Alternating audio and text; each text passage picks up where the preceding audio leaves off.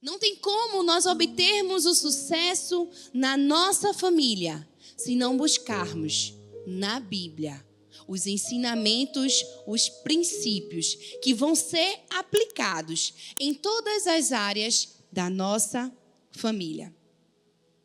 E eu tenho certeza que se você chegou hoje aqui nesse lugar, aqui nesse culto, talvez você esteja passando por alguma situação em sua família. Algo que precisa ser alinhado, ajustado. Algo que precisa da intervenção do Senhor. E uma família, para que ela receba essa intervenção do Senhor, ela precisa ser uma família segundo o coração de Deus. E você pode estar se perguntando: como podemos ter uma família segundo o coração de Deus?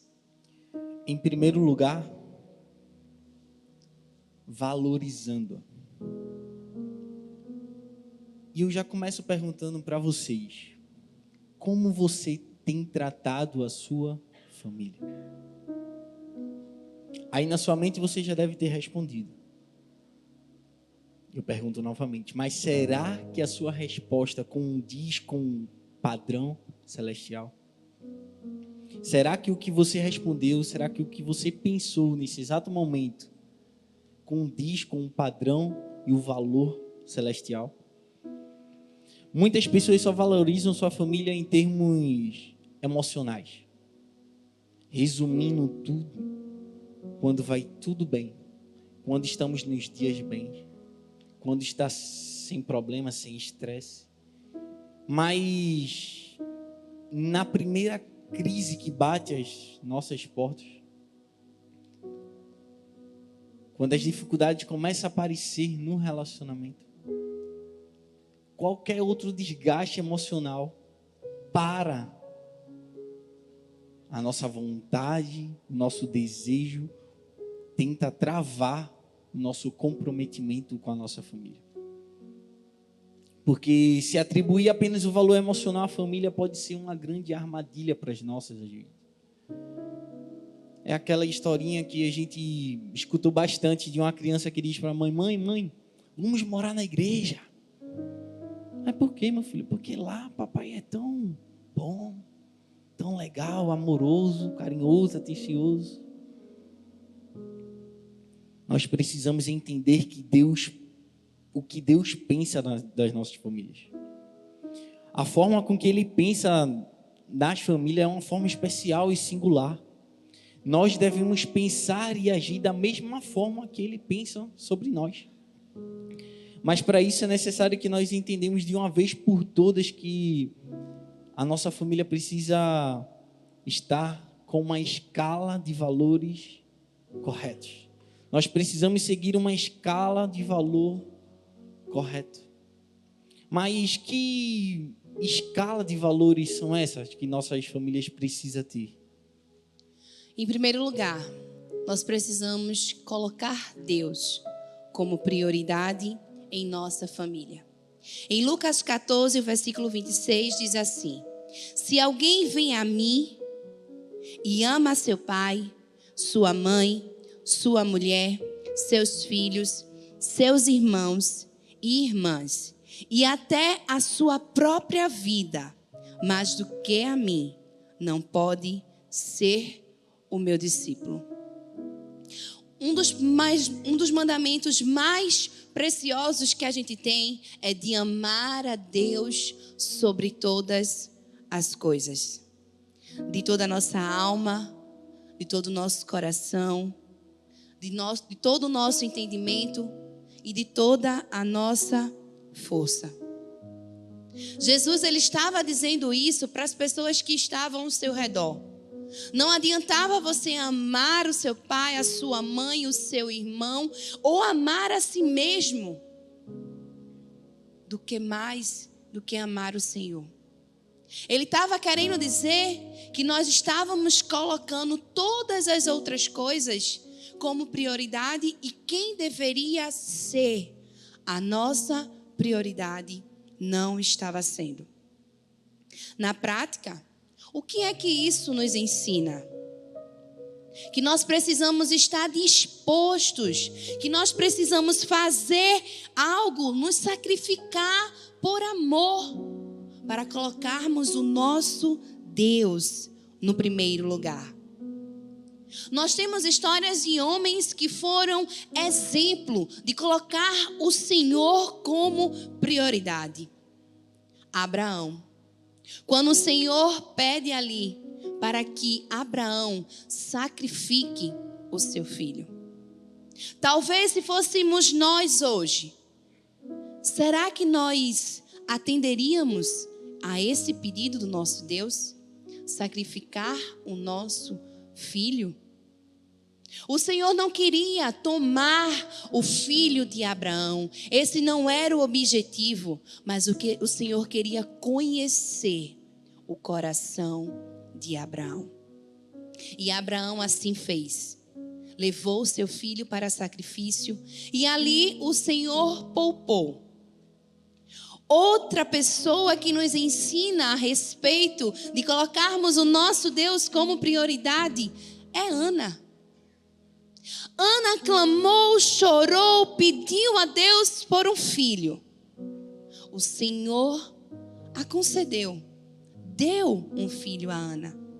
Mas Ana precisava fazer o que pertencia a ela, que era entregar o seu filho ao Senhor, levar o seu filho ao Senhor. E assim Ana fez. Essas duas pessoas, tanto Abraão como Ana, nos ensinam de forma prática a colocarmos o nosso Deus em primeiro lugar. E esse princípio de colocar o nosso Deus em primeiro lugar precisa ser praticado dentro do nosso lar. Será que você tem orado com a sua esposa, com seu esposo? Será que você tem tido um momento de devocional junto com os seus filhos? Colocar o Senhor como prioridade em nossa família é algo que nós precisamos nos esforçar. Demanda de nós um sacrifício, mas um sacrifício que nós entendemos que precisamos colocar o nosso Deus como prioridade em nossa vida. E em segundo, na escala do valor, está a família. Muitas pessoas cometem um erro de achar que a igreja vem logo em seguida, depois de Deus. Uma ilustração conta que uma senhora desapareceu de casa, alegando ter sido chamada por Deus para uma missão. Quando os irmãos da sua congregação perceberam o que estava acontecendo, tiveram que cuidar de seus filhos, porque ficaram sem ter o que comer nem o que vestir. O marido estava furioso, porque algumas roupas chegaram a apodrecer no tanque enquanto a família aguardava ansiosamente o término da missão. Perceba que essa senhora ela foi totalmente contra os ensinos de Deus, apesar de acreditar que estava agindo de forma espiritual. Na verdade, a sua atitude revela um total desconhecimento da palavra. Porque em 1 Timóteo 5,8 o apóstolo Paulo diz: se alguém não tem cuidado dos seus, e especialmente da sua própria casa, esse negou a fé e é pior que um descrente. Não nos restam dúvidas que a nossa família, após Deus, tem um lugar de prioridade. Se alguém negligencia por causa da igreja, por causa do ministério, por mais espiritual que possa parecer, estará contra a palavra de Deus. Apesar desse ensino deixado pelo apóstolo Paulo, muitas pessoas ainda escolhem negligenciar a família. Frequentemente podemos observar pais dando prioridade a qualquer outra coisa e não dá atenção a seus filhos. Por muitas das vezes os cônjuges não dão a atenção necessária ou ideal para os seus parceiros, trocando os momentos de conversa, de diálogo, por horas na frente de uma televisão ou de um celular em redes sociais. Billy Graham disse: que proveito terá o homem ou mulher se ganhar o mundo inteiro, mas perderem suas próprias famílias?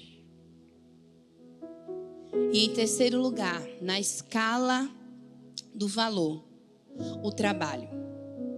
Nós não podemos esquecer que o trabalho, ele também tem a sua prioridade dentro dos princípios do Senhor. Nós precisamos entender que o trabalho, ele também é um ensinamento bíblico, é uma ordenança bíblica. E o Senhor fala que o homem, ele deve sustentar a sua casa, sua família. Sendo que hoje estamos vivendo uma geração de extremos, de pessoas que são loucas pelo trabalho, que tem o seu momento no trabalho, mas que chega em casa, continua trabalhando, e o outro extremo, de pessoas que não se importam com o valor do trabalho, que não dão prioridade a trabalhar, a colocar os mantimentos necessários na sua casa. É esse o mundo em que estamos vivendo. Ou você é uma pessoa exagerada no trabalho, ou você tem negligenciado.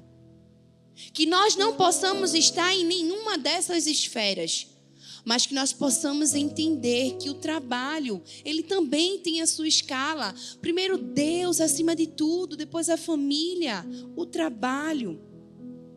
O texto que a gente leu em 1 Timóteo fala que se a gente não cuida do nosso lar, a gente é como um descrente. Você consegue perceber que a palavra do Senhor, ela é clara e específica quando ela quer nos ensinar algo? O apóstolo Paulo estava dizendo de forma clara: não tem como você negligenciar os seus para cuidar de outros. E isso também é em relação ao trabalho. Você não pode negligenciar a sua tarefa e o seu papel dentro do seu lar. Nós precisamos compreender que nós temos uma escala de valor em nossa vida, que é o nosso Deus, logo em seguida a nossa família, e entendendo também que o trabalho, ele também precisa ser um princípio de valor.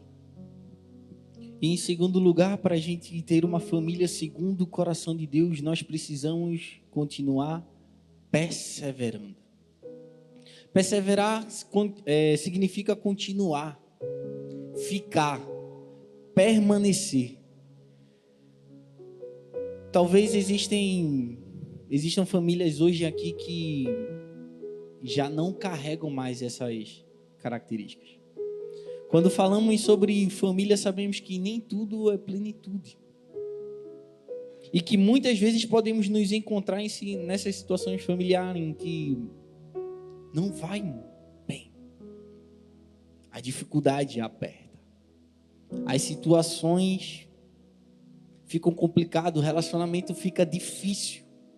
Mas nós precisamos perseverar, continuar, não desistir.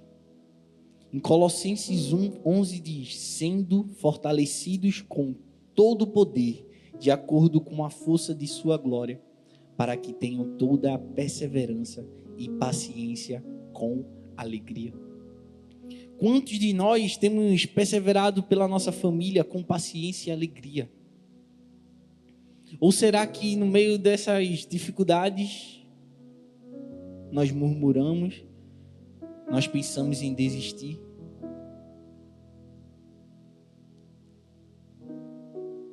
Todas as famílias passam por dificuldades, problemas, diferenças. Mas a diferença está onde nós estamos fincados, firmados, onde nós estamos estabelecendo a nossa aliança com Cristo. No Evangelho de Mateus 7, 24 a 25, Jesus nos ensina: portanto, quem ouve estas minhas palavras e as pratica, é como um homem prudente que construiu sua casa sobre a rocha.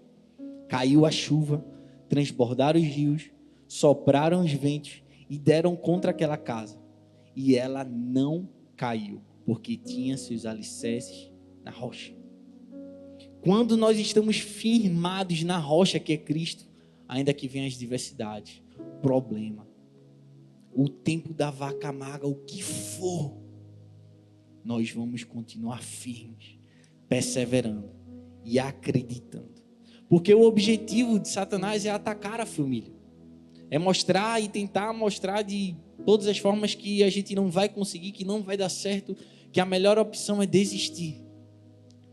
Mas nós vimos, pelo amor de Cristo, naquela cruz, que o melhor é continuar, perseverar, acreditar e não desistir, ir até o final.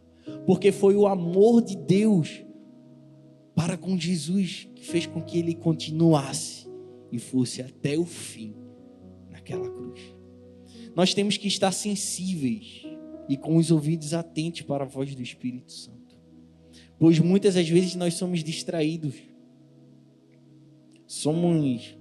A nossa visão é dispersa com qualquer coisa, nas redes sociais, na televisão, e nós perdemos um tempo precioso que nós deveríamos estar buscando a Deus, depositando a nossa atenção a Ele. Mas por muitas das vezes nós negligenciamos esse tempo, passamos mais tempo em redes sociais, assistindo filme, num tempo em que a gente poderia estar reunido. Tão lindo ver as crianças falando que qual o melhor momento que você gosta. É de estar no nosso momento em família, no nosso momento de comunhão, busca junto em família. O mundo nos ensina a edificar a nossa casa sobre a areia, com valores e princípios deturpados, descartáveis, incompatíveis. Mas com Cristo, nós construímos uma casa em pilares sólidos, em obediência, princípios e amor. Tem uma história que conta que um rapaz chamado Derby, ele era um homem que estava cansado do trabalho em que ele estava fazendo. Ele era um vendedor de seguros. E ele já estava saturado daquela vida sem sucesso, uma vida que não era próspera. E ele decide sair do seu trabalho e comprar um pequeno terreno na cidade do Colorado. Quando ele compra aquele terreno, ele observa algo diferente naquele lugar. Uma pedra lhe chama a atenção. Aquela pedra brilhava como algo que ele nunca tinha visto.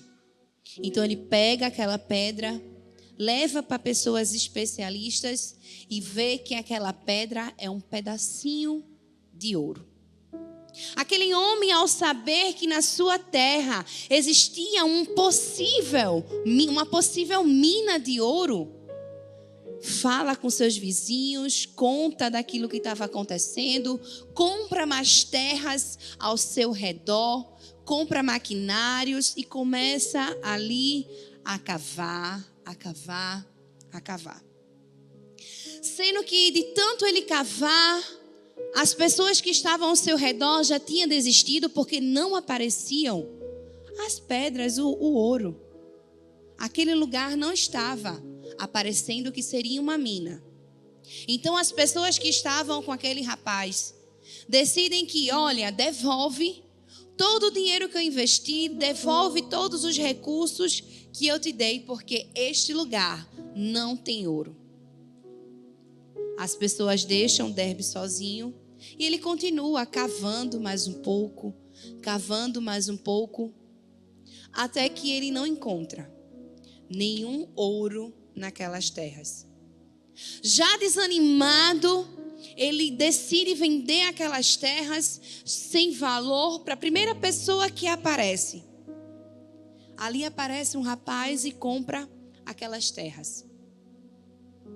Aquele homem volta para sua antiga vida, volta para vender os seus seguros, amargurado porque não tinha obtido sucesso, mas ele precisava continuar a sua vida. Quando um belo dia ele observa o jornal uma notícia que diz assim: foi encontrada uma mina de ouro em uma pequena fazenda no Colorado. Aquele homem, quando lê aquela notícia, que percebe que aquele local era o local aonde ele tinha comprado, ele fica triste. Ele fica muito magoado, porque outra pessoa encontrou aquela mina. E sabe o que tinha naquela matéria? O homem que encontrou a mina disse assim: eu cavei mais um pouco e cavei mais 1 metro abaixo. Derby, quando ouviu essa frase, ele pegou essa frase, colocou em um cartaz e aplicou isso em sua vida. Eu vou cavar mais um pouco e vou cavar 1 metro a mais. Assim ele fez na sua vida. Ele voltou para vender os seus seguros. Ele estava lá, sendo que ele entendeu que ele precisava perseverar. E naquele momento ele começa a vender seguros, sua vida começa a mudar de rumo. Aquela empresa em que ele trabalhava, ele comprou as outras sociedades. Ele se fez um homem diferenciado no lugar onde ele estava. Porque ele tinha entendido que ele precisava perseverar e que ele precisava cavar 1 metro a mais. Sabe o que a gente aprende com essa história? Que na nossa família, nós até estamos cavando para encontrar a mina de ouro, mas nós desistimos quando vemos que não tem mais solução.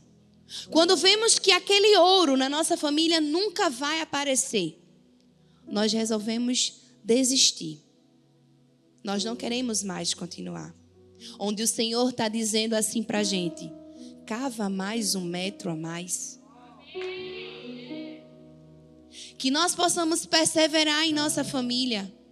Que as situações que a gente tem vivido dentro do nosso lar não possa nos desanimar, não possa nos enfraquecer, não possa nos tirar do foco que é o nosso Deus. Assim como o pastor falou, a nossa casa não está firmada em areia. A nossa casa está firmada em uma rocha. E essa rocha é Cristo Jesus. Amém. Que nessa noite, nós, como família do Senhor, possamos cavar mais um pouco no nosso lar. 1 metro a mais, se for preciso. Mas que a gente não possa desistir dos planos do Senhor para a nossa família. E em terceiro e último lugar, para termos uma família segundo o coração de Deus, nós precisamos alcançar a restauração. Alcançando a restauração. Em João 2, do 1 ao 11, diz assim: 2 dias depois, houve um casamento no povoado de Caná, na região da Galileia. E a mãe de Jesus estava ali. Jesus e seus discípulos também tinham sido convidados para o casamento. Quando acabou o vinho, a mãe de Jesus lhe disse: o vinho acabou. Jesus respondeu: não é preciso que a senhora diga o que eu devo fazer. Ainda não chegou a minha hora. Então ela disse aos empregados: façam o que ele mandar. Ali perto estavam 6 potes de pedra.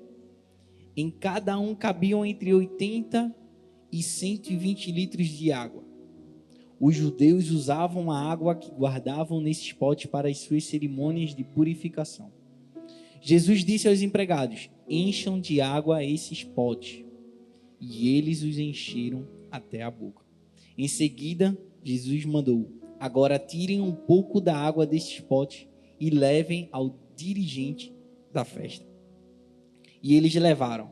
Então o dirigente da festa provou a água e a água tinha virado vinho. Ele não sabia de onde tinha vindo aquele vinho, mas os empregados sabiam. Por isso, ele chamou o noivo e disse: todos costumam servir primeiro o vinho bom, e depois que os convidados já beberam muito, servem o vinho comum. Mas você guardou até agora o melhor vinho. Esse é o primeiro milagre que Jesus foi registrado na Bíblia. E de fato, ter acontecido em uma celebração de matrimônio demonstra que a família tem prioridade no plano de Deus. Talvez o vinho tenha acabado no seu casamento. Sua família parece que só um milagre de Deus pode devolver a alegria, a harmonia, o amor. Mas com esse milagre aqui de Jesus, o que é que a gente entende? Que Jesus, ele não surge depois do problema. Ele já estava lá antes do vinho acabar. Essa história nos ensina que nós precisamos ter Jesus na nossa casa, na nossa família. Não apenas quando as coisas apertam, a dificuldade aparece, que a gente tenta chamar ele para a situação, não. Jesus estava na cerimônia muito antes do problema acontecer, antes do vinho acabar. Onde está Jesus no dia a dia de vocês? No nosso dia a dia, onde está o Pai? Onde nós estamos deixando Ele? Em que cômodo da casa nós estamos o acomodando? Ele precisa estar lá, na sua casa, para que o milagre aconteça. Deus é o maior interessado na restauração das famílias, pois um avivamento está relacionado com a restauração familiar. Por intermédio do profeta Malaquias, Deus falou: mas para vocês que temem o meu nome, nascerá o sol da justiça, trazendo salvação nas suas asas. Ele converterá o coração dos pais aos filhos e os corações dos filhos aos seus pais, para que não venha e castigue a terra com maldição. O anseio de Deus é a conversão dos corações que estão endurecidos, distantes pelas mágoas, pelos ressentimentos. Ele deseja sarar e restaurar nossa família. Mas para nós sermos sarados, para nós recebermos essa restauração, nós precisamos reconhecer todas as nossas falhas. A peça foi bem clara aqui para a gente. Nós precisamos tirar as vendas dos nossos olhos. Reconhecer onde nós estamos errando, onde nós estamos falhando, para que a cura, a restauração, o poder de Deus possa agir na nossa família. Nós precisamos estar buscando aonde no local certo. Porque por muitas das vezes, em meio aos problemas e dificuldades, nós procuramos os gurus aí da vida. E nós não procuramos na palavra a solução dos nossos problemas. Nós não buscamos em Deus a solução das nossas dificuldades. Há uma frase que diz: quando Deus vem com restauração, o que é trauma se torna testemunho. E para a gente concluir, a família segundo o coração de Deus é aquela que entende que os valores e princípios divinos, que mesmo em meio às adversidades do mundo, ela persevera com paciência, com alegria, com amor. Ela escolhe a reconciliação ao invés do ressentimento. Escolhe o perdão ao invés da injustiça. ela compreende que o amor tudo sofre, tudo crê, tudo espera, tudo suporta. Fica de pé no seu lugar.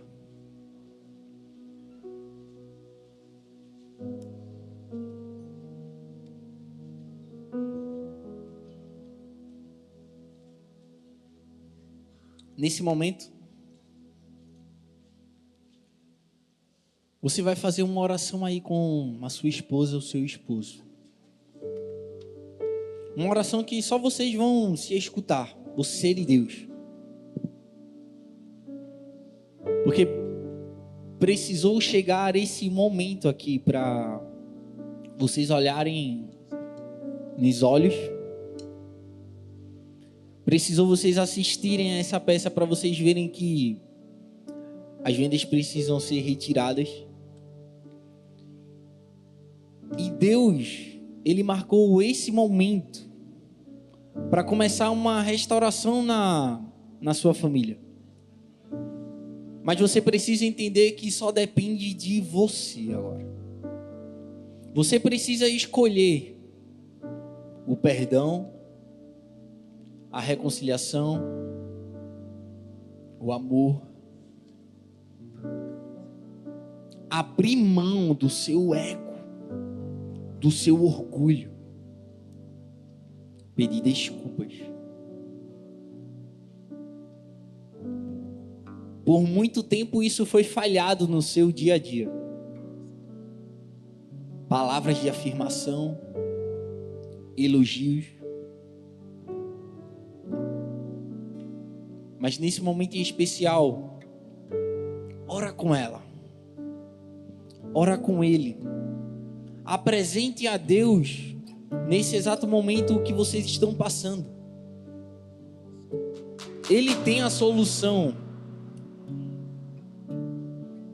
para aquilo que está negativo agora no seu relacionamento, na sua família. Tenha certeza que Deus, Ele pode restaurar. E enquanto essa canção for ministrada, você vai fazendo essa oração aí, crendo na certeza de que Ele pode fazer, tendo a certeza que você cavando cada vez mais 1 metro, mais 1 metro, o milagre vai acontecer.